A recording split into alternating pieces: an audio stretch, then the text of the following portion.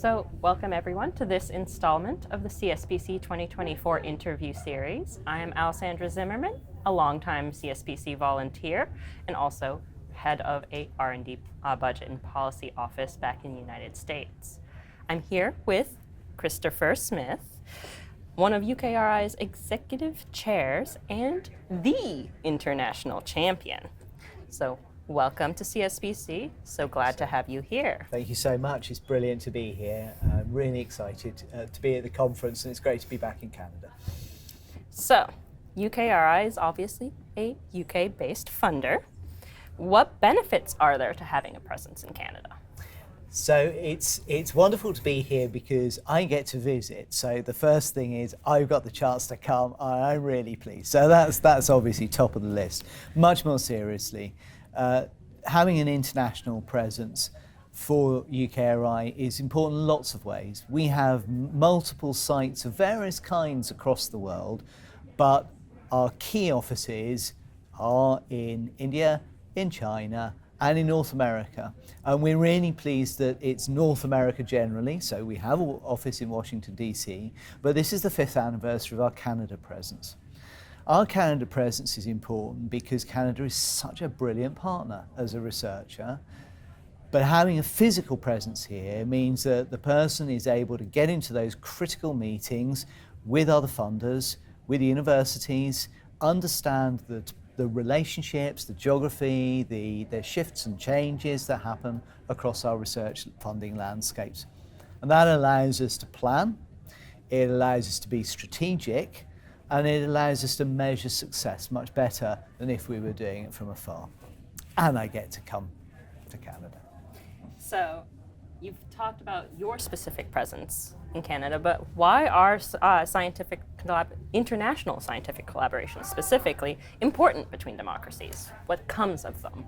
So I think there's a really fascinating set of reasons that one can pull out.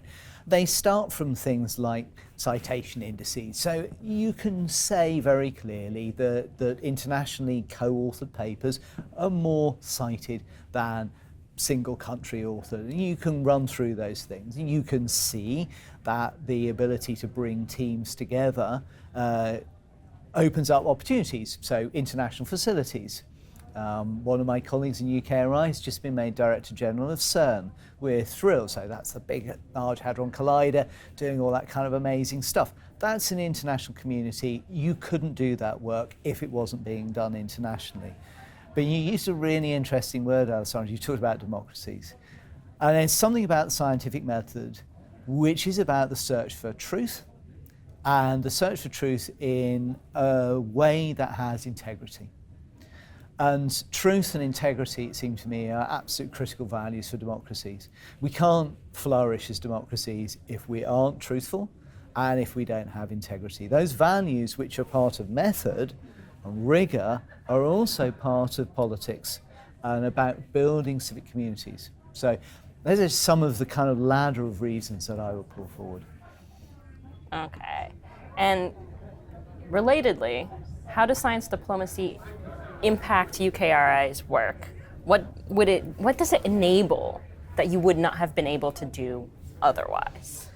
So let's pick up that notion of the kind of values of truth, knowledge and integrity that you have. It seems to me that science diplomacy is a very interesting kind of concept, and people contest what it actually means and what it covers. But for me, it's something about taking the pursuit of knowledge for general good and communicating that rests within finding new things, but finding them for good purpose. And I think that science diplomacy, which brings us together around those goals, has its most obvious and exciting, for me, realization in something like the Sustainable Development Goals. We're in that game of Sustainable Development Goals because as scientists, whether we're in arts and humanities or whether we're in engineering or whatever, we're trying to pursue something which is for global good. And we're trying to bring everybody around those shared values and their shared goals. That, for me, is where science diplomacy is at its very best. And like all diplomacy, it has to depend on some shared language, some shared values where you can trust each other. At the heart of science diplomacy is trust, and we are building ourselves, I think, a very strong and trusted relationship. Within that trusted relationship, of course, there is a degree of self-protection. And we're here talking about, the importance of public policy. Democracies have to defend their values and defend their communities, and that requires trusted research and integrity within the system, what we can say to some people, what we can say to everybody.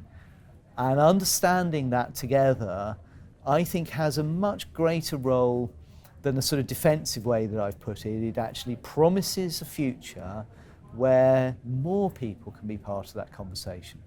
More people can be brought into the conversation, because ultimately those advances are better, more sustainable and long term than the ones that are produced by different methodologies that are less rigorous, less open, less fair. Okay, well, we're here today at a conference that brings together all of those people, scientists from across the world. We're both not Canadians, brought together to CSPC. So what is your opinion on the value of the Canadian Science Policy Centre and its position in the community? So what I've seen is that this is a really open and lively and vibrant occasion. It's brought a lot of people together, increasingly a lot of international people too. So I've understand that it's getting more and more international. I think what that's saying is that Canada and this particular forum is a great venue to bring people together, because you're asking the right questions. You're asking questions that we have to wrestle with. They're not easy. And there's an honesty about the comparisons that we're trying to make here. So we were both in a session where there was a conversation about, are there ways in which Canada can be better at doing some things? That conversation is happening in the UK as well. And having those conversations and thinking about the policy trade-offs. Where do you put your strategic investment? What's the goal of that strategic investment? What are you trying to achieve? Doing that together makes us think more clearly.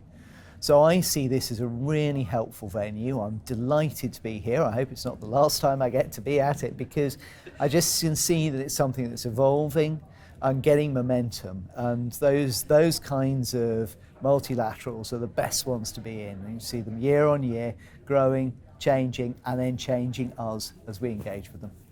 Well, I'm sure you'll be invited again next year. Thank you. And for everybody watching online, thank you so much for listening to our interview.